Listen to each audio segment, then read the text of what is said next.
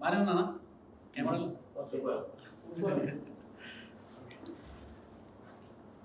అందరికీ నమస్కారం అండి. నేను యాక్టర్ డైరెక్టర్ హిరాజ్ మహి. సినిమా ఓ అందాల రాక్షసి మళ్ళీ రిలీజ్కి వచ్చింది. అయితే కొన్ని ఇబ్బందులు పడుతున్నాను, అందు గురించి మన మీడియా మిత్రులు సపోర్ట్ అడిగాను. ఈరోజు ఏంటంటే థియేటర్స్ మాకు ఇస్తారని చెప్పేసి మళ్ళీ కన్ఫర్మ్ అయ్యాక కూడా క్యాన్సిల్ చేయడం జరుగుతుంది. దానివల్ల చాలా ఇబ్బందులు పడుతున్నాను.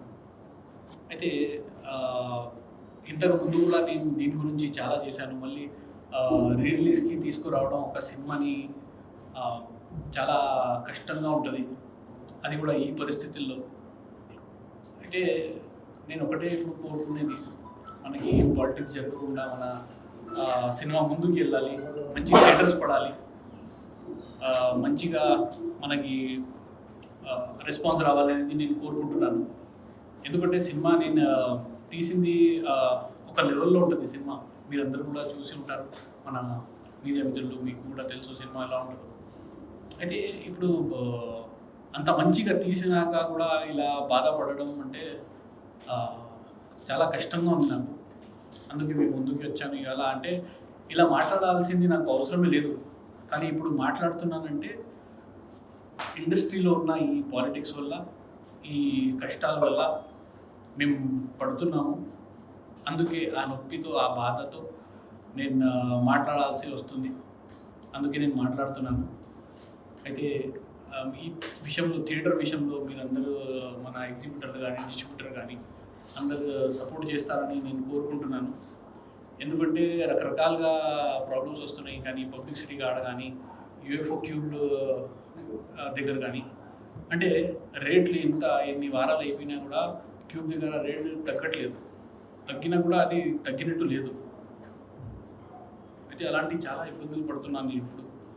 ఈ రేట్లు, డిజిటల్ రేట్స్ తగ్గితే ఎంతమంది బాగుపడతారంటే కొన్ని లక్షలాద మంది. ఎందుకంటే ఒక క్యూబ్ యూఎఫ్ఓ వచ్చేసి మనకి వారానికి 13,000, మల్టీప్లెక్స్ 16,000 ఉంది. వేరే ప్రొవైడర్స్ నాకు డైరెక్ట్గా కనెక్ట్ అయ్యారు. ఇప్పుడు వాళ్ళేమో ఒక జస్ట్ 2,000కి నాకు ఇస్తా అన్నారు. కేవలం 2,000కి మనకి వారానికి థియేటర్కి ఇస్తా అన్నారు. అయితే ఇక్కడ 14,000 ఇంకా మిగులుతుంది. ఒక్క థియేటర్ కంటే మనకి 4,000, 5,000 థియేటర్స్ ఉన్నాయి.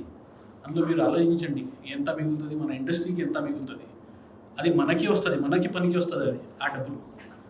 కానీ ఇప్పుడు అంతంత డబ్బులు తీసుకున్నా కూడా ఆ ప్రొడ్యూసర్లు, ఆ ఓనర్స్, క్యూబ్ యూఎఫ్ఓ ఓనర్స్ మన ఇండస్ట్రీకి ఏది చేయటం లేదు. వాళ్ళు చేయాలి అనేది నేను కోరుకుంటున్నాను. కనీసం రేట్లైనా తగ్గించాలి. వాళ్ళు ఏది చేయకపోయినా పర్లేదు, కానీ మనకి రేట్లు తగ్గించేసి కొంచెం మనకు సపోర్ట్ చేస్తే చాలామంది లైఫ్ మారిపోతుంది. ఇక్కడ ఆ డబ్బుతో నేను చెప్తున్నాను కదా, ఒక ప్రొడ్యూసర్ కానీ, ఒక డిస్ట్రిబ్యూటర్ కానీ ఇప్పుడు ప్రజెంట్ పడుతున్న బాధ ఆ రేట్లకి, అది అందరికీ ఒక ప్లస్ అవుతుంది, చాలా ప్లస్ అవుతుంది. అందువల్ల జీవితాలు మారుతాయి. ఇంకా ఒక సినిమా తీయడానికి అవకాశం ఉంటుంది. అలాగే ఓ అందాల రాక్షసి సినిమా గురించి మాట్లాడితే, ఈ సినిమాలో ముఖ్యంగా చేసింది మన హీరోయిన్ విహాన్షి హెగ్డే, కృతి వర్మ. ఒక స్పెషల్గా క్యారెక్టర్ చేసింది మా నేహా దేశపాండే. అందరూ బాగా చేశారు. విహాన్షి అయితే చాలా బాగా చేసింది అమ్మాయి. సినిమా చాలా బాగుంటుంది, ఎక్సలెంట్గా ఉంటుంది. మీరందరూ ప్రతి ఒక్కళ్ళు ఆ యాక్టింగ్ని ఫీల్ చేయొచ్చు, అంత బాగుంటుంది. నేహా అయితే ఒక ఒరిజినాలిటీగా, ఒక ఒరిజినల్ క్యారెక్టర్ లాగా మొత్తం సినిమాని అది చేసింది. ఆ తర్వాత మన తమ్మారెడ్డి భరద్వాజ్ గారు, ఆయన ఒక పెద్ద ప్రొడ్యూసర్, డైరెక్టర్. ఆయన ఫస్ట్ టైం లైఫ్లో ఒక సినిమాలో ఆయన క్యారెక్టర్ చేయడం జరిగింది. అది కూడా ఈ సినిమా ఓ అందాల రాక్షసి. అయితే ఆయన చేశారంటే ఒక అర్థం ఉంటుంది ఒక సినిమాకి. అయితే ఈ సినిమా స్క్రిప్ట్ ఆయనకి బాగా నచ్చి ఆయన చేశారు. అయితే ఆయనకి కూడా నేను చాలా థ్యాంక్స్ చెప్పాలి. అలాగే మన సుమన్ తల్వార్ గారు, ఆయన హీరో పెద్ద, కానీ ఆయన కూడా చేశారు. ఆనంద్ బాబు గారు చేశారు, ప్రియా చేసింది. అయితే అందరూ కలిసి ఒక మంచి సినిమా చేశాము. అంటే షూటింగ్ పార్ట్లు కానీ పోస్ట్ ప్రొడక్షన్లో కానీ ఏ ఇబ్బంది పడకుండా నాకు ఒక బ్యాక్ సపోర్ట్ ఇచ్చింది మా భాషాశ్రీ గారు. ఆయనకి స్పెషల్గా నేను థ్యాంక్స్ చెప్పాలి. ఆ తర్వాత మా ప్రొడ్యూసర్ ఒక మంచి సినిమా తీసినా కూడా ఇవాళ కూడా ప్రొడ్యూసర్ బాధపడుతున్నారు. ఎందుకంటే అనుకునేది జరగలేదు. అది కనీసం ఈసారైనా జరుగుతుందని కోరుకుంటున్నాను. ఈ సినిమా వచ్చేసి ఒక అమ్మాయిలకి ఒక ధైర్యం ఇస్తుంది. ఇంకా ఏ అమ్మాయికి మోసం జరగొద్దు అని ఒక మెసేజ్ ఇస్తుంది. ఇంకా అందరు పిల్లలకి ఒక జాగ్రత్తగా ఎలా ఉండాలి మన జీవితంలో అనేది ఒక జాగ్రత్త నేర్పిస్తుంది. అంటే ఒక మంచి మెసేజ్ సినిమాతో పాటు ఒక కంటెంట్ ఉన్న సినిమా. అంటే ప్రజెంట్ మన అందరికీ ఒక సినిమా కావాలి అంటే ఒక 2 hours 15 minutes సినిమా, అది కూడా 1 minute కూడా మనకి బోర్ కొట్టకుండా ఇంట్రెస్టింగ్గా వెళ్ళాలంటే చాలా కష్టం ఈ మధ్య కాలంలో. అది కూడా థియేటర్లో కూర్చోబెట్టాలంటే చాలా కష్టం. అయితే ఈ సినిమా మీకు ఆ ఫీల్ ఇస్తుంది. ఇందులో మీకు పైసా వసూలు గ్యారంటీ, అంత బాగుంటుంది సినిమా. అంటే నేను తీశాను కాబట్టి నేను అనట్లేదు, కానీ నా జీవితంలో ఇది 5వ సినిమా. నేను ఏ సినిమా ప్రెస్ మీట్లో కూడా కానీ ఎప్పుడు కానీ ఇది ఇలా ఉంటుంది ఎంత బాగుంటుంది అని ఎప్పుడు చెప్పలేదు. ఎందుకంటే ఇది నా పర్సనల్ అనుభవం. నేను చాలా బాగా చేశాను. అది నా మొదటి సినిమా. శాలిని తర్వాత అంటే ఇప్పుడు ఉన్న నా జీవితంలో KS100 శాలిని తర్వాత తీశానంటే ఇదే ఆ సినిమా, ఓందల రాక్షసి. ఇంకా ఓందల రాక్షసి సినిమా లాంటి సినిమా నేను ఇంకొకటి తీయను నాకు తెలీదు. రేపు పొద్దున ఇండస్ట్రీ మానేస్తాను నాకు తెలీదు. కానీ ఈ సినిమా ఒక మంచి సినిమాకి ఎప్పుడైనా మంచి రెస్పాన్స్ రావాలి.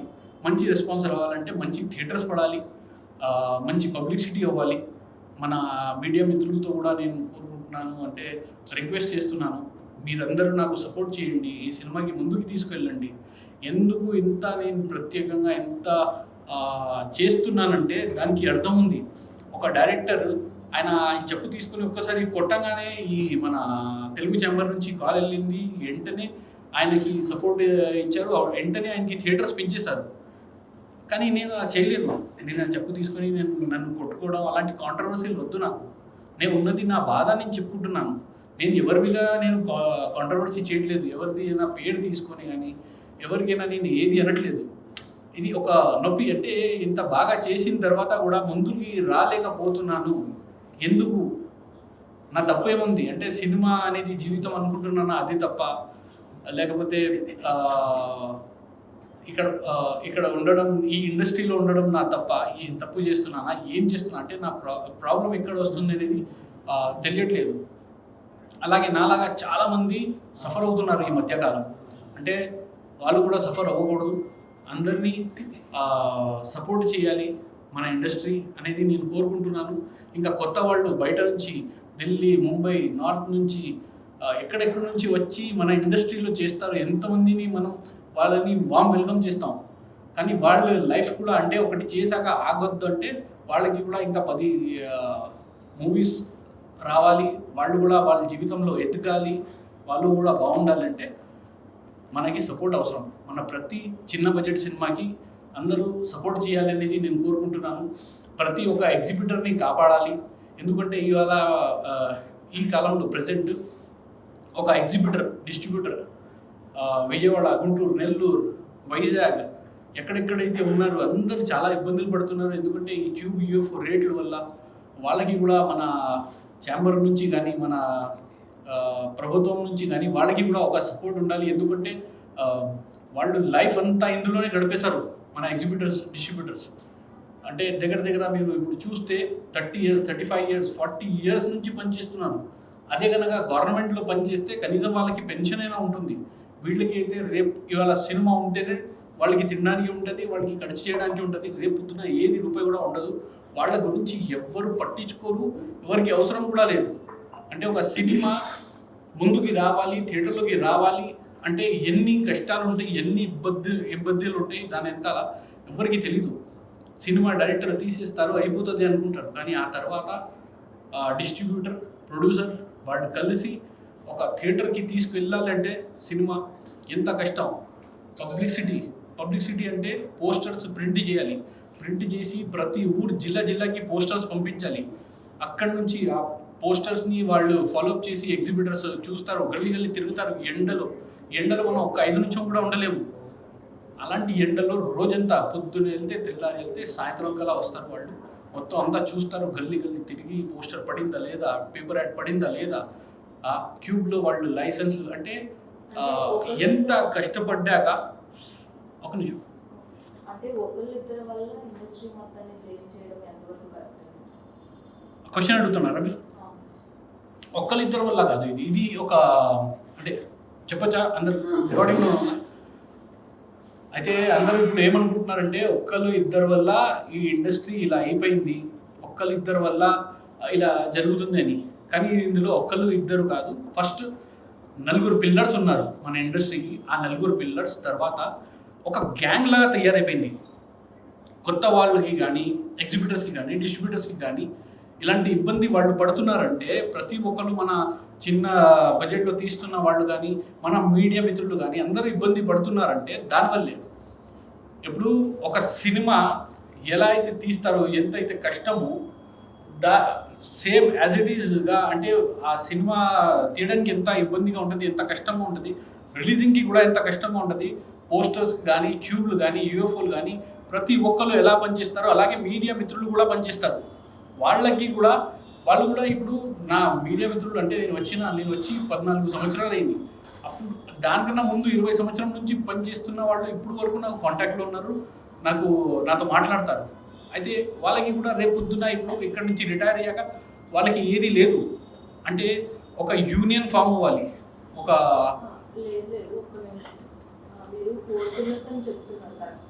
వినిపించట్లేదు మేడం, కొంచెం గట్టిగా చెప్పాలి. 4 పిల్లర్స్ అని చెప్తున్నా కరెక్టే, కానీ వాళ్ళకి కొన్ని స్టాండర్డ్స్ ఉంటాయి. సినిమా అంటే డివిజన్ చేస్తూ ఉంటారు, లో level, medium level, high level అని. సో దానికి తగ్గట్టుగా కూడా ఈ బ్యానర్స్ అన్ని కూడా సపోర్ట్ చేస్తూ ఉంటాయి, చిన్న సినిమాలో పెద్ద సినిమాని పక్కన పెడితే. బట్ మీరు ఇప్పుడు చేస్తున్న దానికి ఎగ్జిక్యూటివ్ డిస్ట్రిబ్యూటర్ రెడీగా ఉన్నారా? అండ్ ఈ సినిమాలో గోల్డ్ కంటెంట్ అనేది ఉంది, ఇది ఎంతవరకు ఆడియన్స్కి మంచిది అనేది మీరు చెప్తున్నారు? ఓకే, ఫస్ట్ అయితే మీ క్వశ్చన్ ఇదే కదా, అంటే నలుగురు ఉన్నారు, ఒక ప్రతి సినిమాకి ఒక ప్యాటర్న్ ఉంటుంది, వాళ్ళు సపోర్ట్ ఎలా చేస్తున్నారు అదే కదా. అయితే 4 మెంబర్సే కాదు కదండి, చాలా మంది చిన్న చిన్న బ్యానర్స్, ఇప్పుడు పనివాస్ లాంటి వాళ్ళు కావచ్చు, అలాగే మన మీరు ధీరజ్ లాంటి వాళ్ళు కావచ్చు, వీళ్ళందరూ కూడా చిన్న సినిమాని సపోర్ట్ చేస్తున్నారు. మరి మీ కంటెంట్ ఎందుకు వాళ్ళు యాక్సెప్ట్ చేయలేదు? పాలిటిక్స్ మేడం, పాలిటిక్స్ పర్సనల్ అనుభవం అది. అవసరం ఉంది మేడం.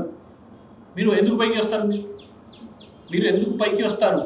మీరు ఎవరు ఇండస్ట్రీలో? మీరు ఎందుకు పైకి వస్తారు? మాకు మా ఫ్యామిలీస్ ఉన్నాయి, మా కుటుంబాలు ఉన్నాయి, మేము ఉన్నాం, 4 పిల్లర్స్ ఉన్నాం, మాకు మా వాళ్ళు ఉన్నారు, మా బంధువులు ఉన్నారు. మీరు ఎవరండి? మీరు ఎందుకు పైకి వస్తారు? వాళ్ళ ప్రశ్న. సరే మేడం, ఏదో ఒకటి లేపాలి మేడం, ఏదో ఒక సినిమాని పైకి లేపాల్సింది. మీరందరిలో ఎవరు చూసారో ఓ అందాల రాక్షసి నాకు తెలియదు, థియేటర్లో ఎవరైనా చూసారా? చెప్పండి ఎలా ఉంది మేడం, మీరు చెప్పండి ఒకసారి. సార్ అక్కడ చూడండి, నేను చెప్పట్లేదు, అయినా కూడా ఇబ్బంది పడుతున్నానంటే అది అర్థం. చూడండి మేడం, ఈ ఛాంబరే వద్దు నాకు, ఎందుకంటే ఒక్క నిమిషం యాపండి, నేను చెప్తాను మేడం. మీకు ఫస్ట్ ఒక లైన్ చెప్పాలి. మనకి యాక్టర్, డైరెక్టర్, ప్రొడ్యూసర్, అమ్మాయిల విషయంలో ఎక్కడికైనా ప్రాబ్లం వచ్చిందనుకోండి, ఎక్కడికి వెళ్తారు? అందరూ ఛాంబర్కి వెళ్తారు, కరెక్టేనా? ఏ సమస్య వచ్చినా మీడియా మిత్రులతో మన ప్రొడ్యూసర్ గొడవ పడ్డా, డైరెక్టర్ ప్రొడ్యూసర్ గొడవ పట్టినా, హీరోయిన్తో గొడవ అయినా, ఏదైనా సరే అందరు వెళ్ళేది ఛాంబర్కే కదా. అది అలాగే చెప్తాను. ఆడియో కంపెనీకి పెట్టాను, ఆడియో కంపెనీ వాళ్ళతో నేను కూర్చునే ఉన్నాను, ఛాంబర్ నుంచి కాల్ వచ్చింది, ఆ సినిమా తీసుకోకు. ఎవరికి చెప్పాలి ఈ బాధ? చెప్తా కొంచెం. కాల్ వచ్చింది అని చెప్తున్నాను, అన్నా నేను చేయలేనన్నా, సారీ అన్న. పాపం ఏదో అనుకుని స్పీకర్ పెట్టేసి మాట్లాడేశాడు, కానీ ఓ అందాలు రాక్షసి తీసుకోవద్దు అన్నా కానీ కామెపేట ఫ్రెండ్ 20 సంవత్సరం, సరే నువ్వు ఇబ్బంది పడద్దు అన్నాను. చెప్తా అన్నీ, అంటే ఒక టైం ఒక సందర్భంగా ఉంటుంది, దానిలో అప్పుడు చెప్తా. ఇది లే మేడం, వచ్చి పక్కన కూర్చొని అడగండి క్వశ్చన్స్, చెప్తాను మీకు ఆన్సర్. మీరు అక్కడ కూర్చొని చెప్తే నేను పిచ్చోళ్ళు అక్కడ చెప్పడం కాదు. లే మామూలుగా నేను చెప్తున్నాను, మీరు చెప్తే ఒక క్వశ్చన్ ఆన్సర్ జరుగుతుంది అనుకోండి, ఇంటర్వ్యూ తీసుకోండి రేపు పొద్దున. నేను ఇస్తాను మీకు అన్ని ప్రూఫ్తో సహా ఇస్తాను మీకు. సరే ఒక నిమిషం ఓటీటీ కాల్ వస్తుంది అంటే మనం ఇలా పెడతామా, ఇక్కడ నుంచి కాల్ వస్తుంది, లేకపోతే వాళ్ళు కాల్ చేస్తారు, ఈ సినిమాకి ఏదైనా ప్రాబ్లం ఉందా కనుక్కుంటారు. జనరల్గా ఈ సినిమాకి ఏదైనా ప్రాబ్లం వచ్చింది అంటే అంత పెద్ద ఛానల్లో వేయాలంటే కనుక్కుంటారు వాళ్ళు వెరిఫికేషన్ చేసి ఉంటే లేదు సార్ వద్దు చేయకండి అంటే చేయరు. ఇది మెయిన్ పాలిటిక్స్ థియేటర్లో ఇలా జరుగుతుంది. మేడం లేదు మేడం, ఇంకా మీ క్వశ్చన్ మళ్ళీ పెట్టుకుందామా? సూపర్ పెట్టండి మేడం. నేను ఇప్పుడు నిజంగా చెప్తున్నా, ఏది కాంట్రవర్సీ చేయడానికి రాలే మేడం, జస్ట్ నా బాధ నేను చెప్పుకుంటున్నాను అంతే.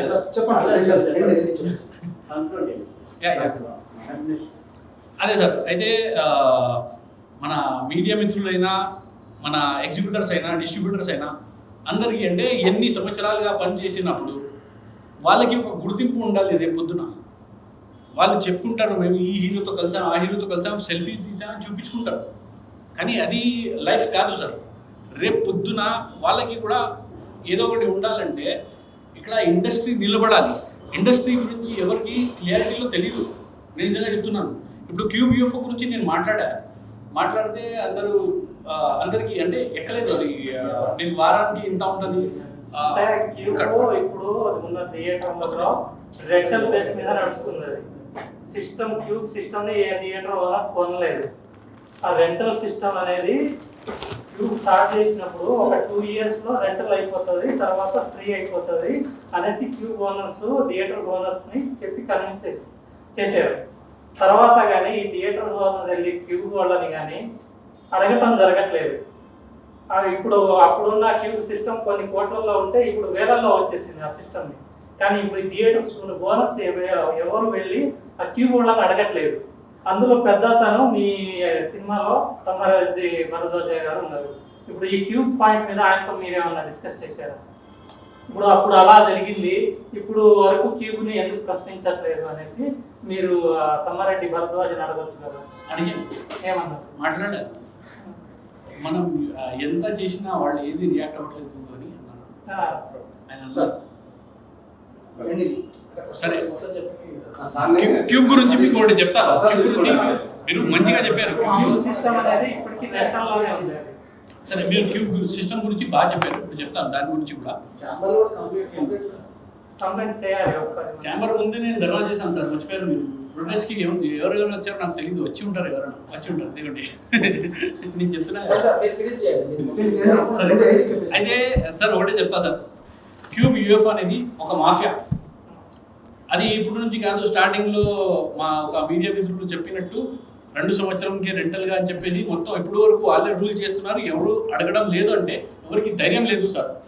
నిజంగా చెప్పమంటే ఇప్పుడు క్యూబ్ యూఎఫ్ఓ ఓనర్స్ ఎవరైతే ఉన్నారో వాళ్ళ పేరు అందరికీ తెలుసు. వాళ్ళకి ఎదురు వెళ్ళాలంటే ఎవరికి ధైర్యం లేదు. నాకు ఎలా అయిపోయిందంటే, నా సినిమా ఎంత బాగా చేసిన తర్వాత కూడా నాకు నేను ఇబ్బందులు పడుతున్నాను. నేను సఫర్ అవ్వాలి, నేను ఎందుకు ఊరుకోవాలి అంటే ఎంతమంది నా ఫ్రెండ్స్ ఈ పరిస్థితులు వచ్చి పోయారు కూడా. అంటే రైతులు పోతే మనిషి పోయినట్టు అంటున్నారు, కానీ ఒక డైరెక్టర్లు పోతే అది ప్రాణం కాదు, లెక్క లేదు సార్. అది జరిగింది కాబట్టి ఇలా ఈ పరిస్థితి, అలాంటి సేమ్ సిచ్యువేషన్ అంటే నేను కూడా ఫేస్ చేశాగానే నేను బయటపడడం మొదలయ్యాను. అప్పటి నుంచి అంటే ఎవరైనా సరే ఎందుకు మనం నోరిప్పాలి, వాళ్ళ గురించి మనం ఎందుకు చెప్పాలి, చెబితే మనకి ప్రాబ్లం కదా, మనకే తొక్కేస్తారు కదా రేపొద్దున అని చెప్పేసి ప్రతి ఒక్కడు భయపడుతున్నాడు. టు బి ఆనెస్ట్ ఇదే ప్రాబ్లం. అందుకే ఎవరు కూడా ముందుకి రాలేదు. నేను ఇలాగా క్యూబ్ మీద వీళ్ళందరూ కలవట్లేదు. ఇక్కడ మెయిన్ ప్రాబ్లం పెడుతున్నారు క్యూబ్ సిస్టమ్ మీద రెంట్ తగ్గియాలనేసి. ఇప్పుడు నుంచి సార్, నేను ఎప్పుడు నుంచి 2016 నుంచి చేస్తున్నా సార్. నేను నిరాహార దీక్ష చేశాను. అప్పుడు నుంచి ఇప్పటి వరకు చేస్తున్నా. 10 సంవత్సరం అయింది. గతంలో కేసీఆర్ ప్రభుత్వం ఇప్పుడు రేవంత్ రెడ్డి ప్రభుత్వం చిన్న సినిమాల గురించి మేము ప్రయత్నం చేస్తాం, చిన్న సినిమాలను తీసుకొస్తామని తెలియజేశారు. మొన్న మరి వాళ్ళ దృష్టికి తీసుకెళ్ళారా? సార్ అంత మాట వరుసకి సార్, అంత మాట వరుసకి. మీరు ఇక్కడే కూర్చుంటే సమస్య వాళ్ళ దాకా వెళ్ళలేము కదా. సార్ నేను ఇక్కడ కూర్చున్నా ఎక్కడ కూర్చున్నా మన మీడియా మిత్రులు ఉన్నారు, ఇంత కెమెరాస్ ఉన్నాయి, ఒక చిన్న రీల్ ఎక్కడికి వెళ్ళిపోవచ్చు. ఇది ఇంటర్వ్యూ ఎక్కడికైనా వెళ్ళిందంటే ఎక్కడికైనా అడ్డంకి ఏది వచ్చింది సార్? అయితే మీ సినిమాకి వచ్చిన అడ్డంకి ఏంటి అంటే మీరు ఎందుకు మిమ్మల్ని ఎదురనివద్దా? అది ఒక్కటి రెండు కాదు సార్, అంటే చెప్పాలి ఇప్పుడు మాకు అంతే కదా తెలిసేది. సరే చెప్తా, కానీ కాంట్రవర్సీ అయ్యింది. ఓకేనా? నేను చెప్తేనే కదా నన్ను కిందికి ఎదురు ప్రాంతం వైజ్ గానా, కులం వైజ్ గానా ఏదో చెప్తా సార్, రెండు చూపిస్తే నేను క్లోజ్ చేస్తాను.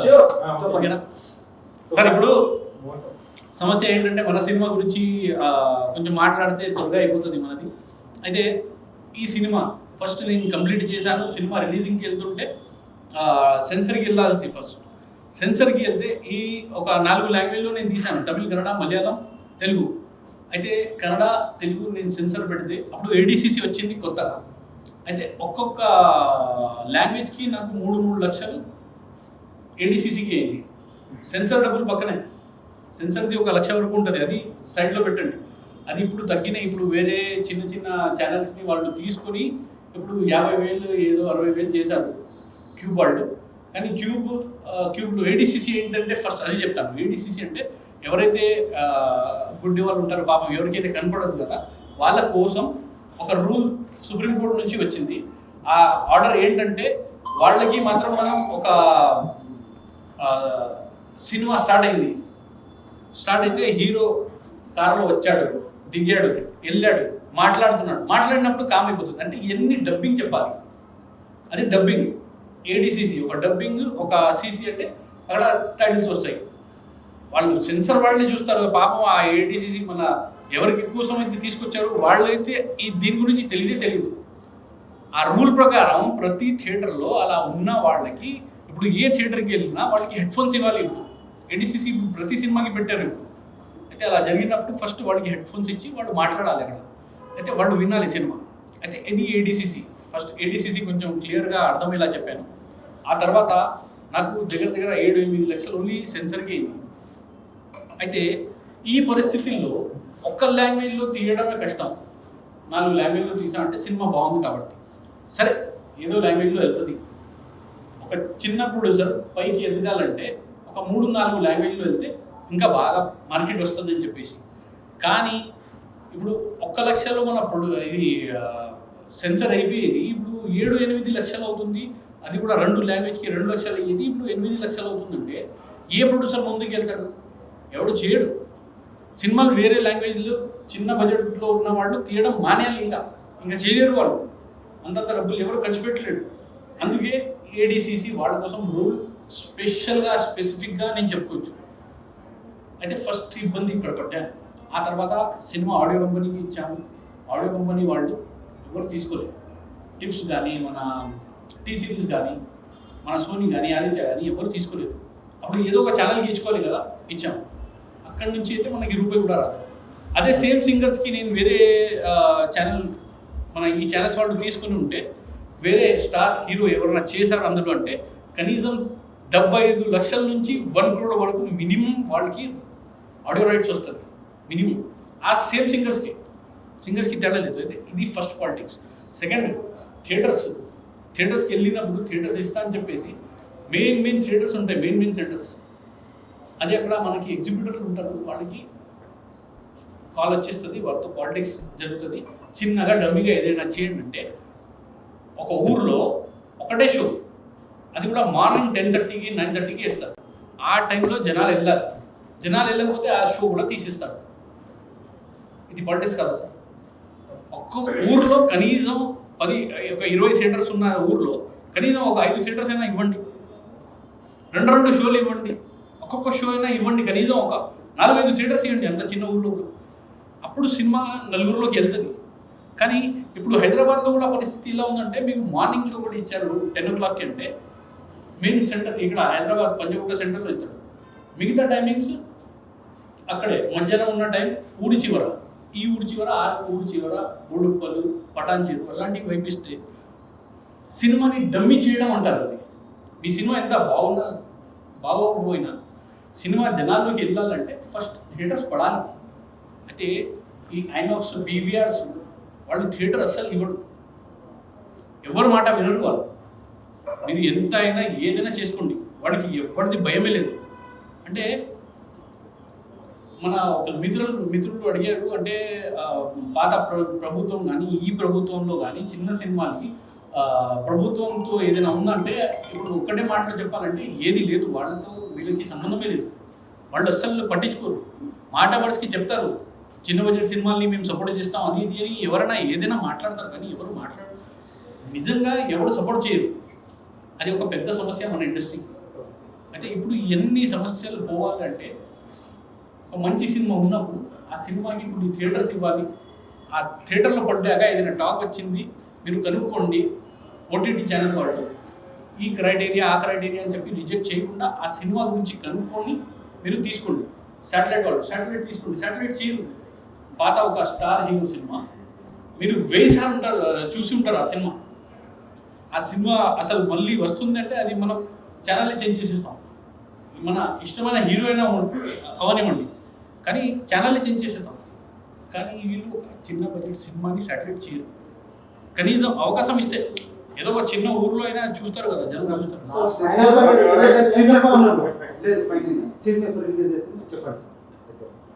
అంతేనా? ఆల్రెడీ ఈ సబ్జెక్ట్ చెప్పారు. అదే రిపీట్ మళ్ళీ రిపీట్ చేయకూడదు. థియేటర్లో వస్తలేవు. ఎక్కడను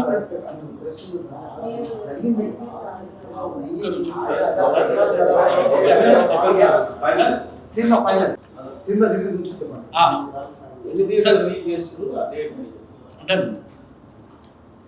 సార్ ఇప్పుడు ఓందాల రాక్షసి సినిమా 24th రీ-రిలీజ్.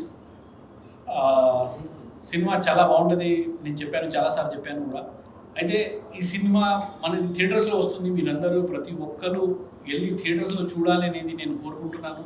మన మీడియా మిత్రులు కానీ, మన యూట్యూబర్స్ కానీ, మన ఇన్స్టాగ్రామ్ ఇన్ఫ్లుయెన్సర్స్ కానీ ప్రతి ఒక్కరు ఈ సినిమా గురించి కనుక్కొని సినిమా చూసి ప్రమోట్ చేయండి.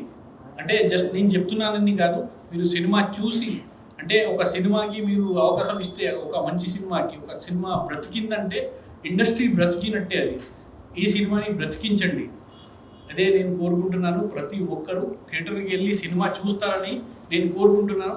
అందరికీ ధన్యవాదాలు తెలియజేస్తూ థ్యాంక్ యూ అండి. हाय गाइस, अंदर को नमस्कारम. तेलुगु मुझे नहीं आता है, ओके, बट माई सेल्फ मधु. मैं भी एक एक्ट्रेस हूँ. मेरी भी एक मूवी आने वाली है, उसका नाम चेन्नई बाज़ार है. और मैं आज फ़िलहाल आई हूँ सर की मूवी को प्रमोट करने के लिए, जो वो री-रिलीज़ कर रहे हैं. मैंने अभी रिसेंटली प्रोमो देखा.